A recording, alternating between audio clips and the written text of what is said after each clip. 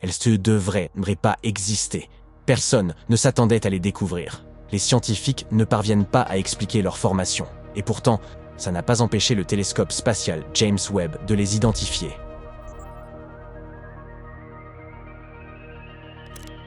Ces 6 galaxies, aussi massives que notre Voie lactée, sont peuplées d'étoiles rouges matures.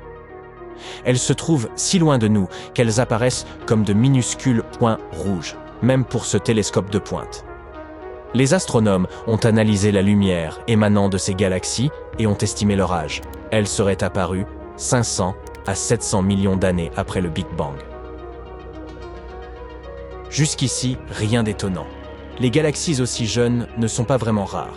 Les scientifiques pensent que les premiers amas d'étoiles ont pu émerger peu de temps après que l'univers a quitté ce qu'on appelle l'âge sombre,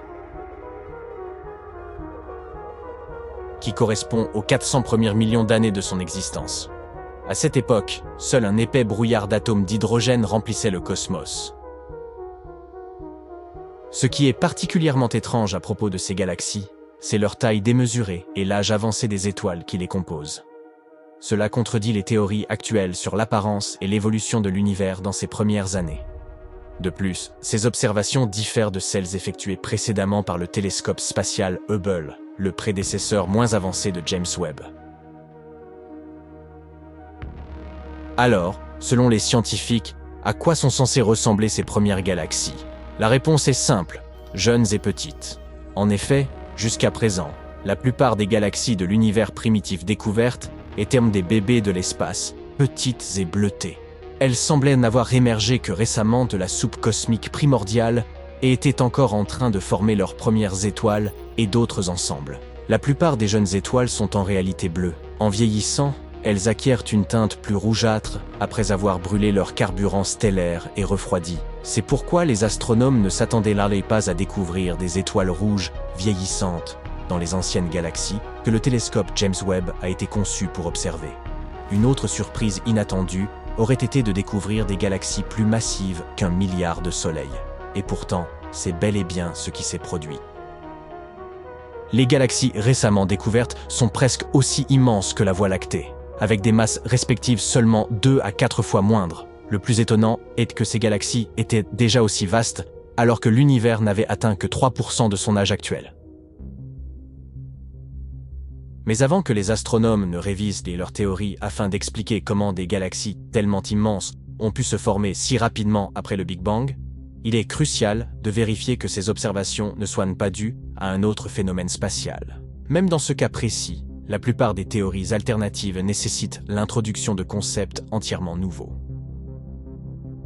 L'une de ces théories propose que les étoiles dans l'univers primitif émettent de la lumière de manière inhabituelle. Étant donné que les astronomes n'en étaient pas conscients, cette possibilité n'a pas été incluse dans leur modèle.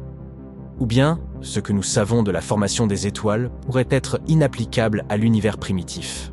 Si l'une de ces théories s'avérait exacte, cela révolutionnerait complètement notre compréhension de la formation stellaire. Passons maintenant à l'appareil qui a permis aux astronomes de découvrir ces galaxies extraordinaires. Le télescope spatial James Webb est une merveille technologique environ 100 fois plus puissante que le télescope spatial Hubble. Et Hubble, en son temps, a pu observer des objets situés à 13,4 milliards d'années-lumière. Le télescope James Webb est également très coûteux, et c'est un euphémisme. Bien que son coût initial ait été estimé entre 1 et 3,5 milliards de dollars, le développement complet aura finalement coûté la bagatelle de 10 milliards. En comparaison, la construction et le lancement du télescope Hubble avaient coûté 4,7 milliards de dollars à la NASA, avec 1,1 milliard supplémentaire requis pour le réparer en orbite. Bien que le télescope spatial James Webb ait la hauteur d'un bâtiment de 3 étages et la taille d'un court de tennis, ses miroirs sont les plus légers parmi tous ceux des grands télescopes jamais construits. Lors de leur conception, leur poids a été réduit de 92%. À première vue, les miroirs du télescope semblent être faits d'or, mais ils sont en réalité composés de beryllium, un métal léger et fragile, de couleur gris acier. Bien qu'un revêtement en or soit appliqué à chaque miroir, ils ne peuvent pas en être entièrement fabriqués, car ce matériau précieux se dilate et se contracte avec les variations de température. De fait, la quantité totale d'or utilisée dans le télescope James Webb est inférieure à 57 grammes, ce qui représente une pièce d'or de la taille d'une balle de golf. Les couches d'or qui recouvrent les miroirs ont une épaisseur de seulement 1000 atomes. Quant aux capacités du télescope, il peut distinguer nettement une pièce d'1 centime à une distance de 38 km et un ballon de football à 550 km.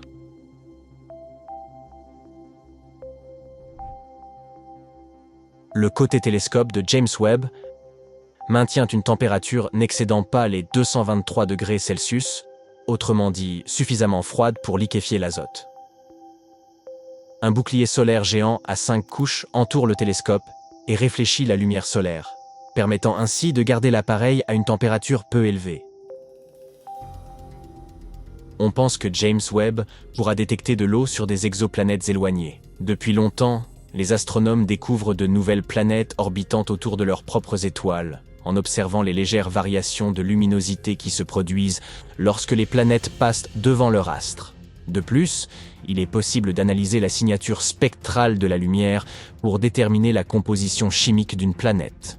Les signatures les plus fortes et les plus lisibles apparaissent dans le spectre infrarouge. Et, devinez quoi? Le télescope James Webb est équipé d'instruments infrarouges de pointe. Ceux-ci peuvent aider les scientifiques à découvrir de nouvelles planètes et même à identifier la présence d'eau sur celles-ci. Le télescope a été lancé près de l'équateur car la rotation de la Terre y est légèrement plus rapide, donnant ainsi une impulsion supplémentaire à la fusée. Une fois que le télescope spatial James Webb sera à court de carburant, il continuera de graviter autour du Soleil indéfiniment. Bien que l'engin n'ait pas été conçu pour être entretenu ou amélioré, il pourrait potentiellement être ravitaillé par des robots, ce qui prolongerait sa durée de vie. Au départ, les astronomes Citéonfum étaient convaincus qu'il faudrait du temps à James Webb pour découvrir quoi que ce soit d'excitant. Ils pensaient que les premières galaxies observées seraient si sombres et si petites que le télescope ne découvrirait que quelques rares candidates éloignées.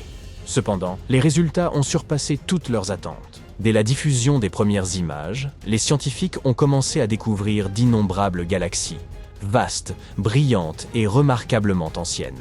La compétition entre groupes de recherche pour repérer de nouveaux amas battant tous les records perdure encore aujourd'hui. Un astronome a même affirmé que la communauté scientifique était en effervescence, car personne n'avait vraiment anticipé de résultats aussi spectaculaires.